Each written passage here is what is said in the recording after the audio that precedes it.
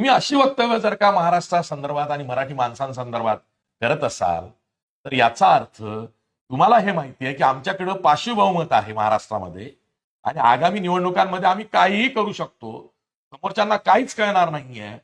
विषय तो नाहीये, राजकीय मुद्दा आहे, निवडणुकीचा मुद्दा आहे, तुम्ही तुमच्या पद्धतीनं करा, पण त्याचा भुर्दंड मराठी माणसांच्या महाराष्ट्राला बसता कामा नये.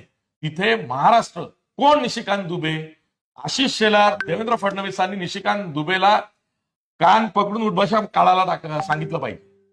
काय त्याची लायकी आहे महाराष्ट्राविषयी असं बोलतोय तो?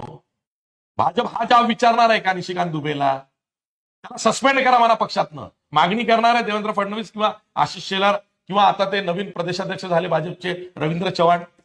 निशिकांत दुबेनी महाराष्ट्राचा आणि मराठी माणसांचा अपमान केलाय, त्याला पक्षातनं निलंबित करा.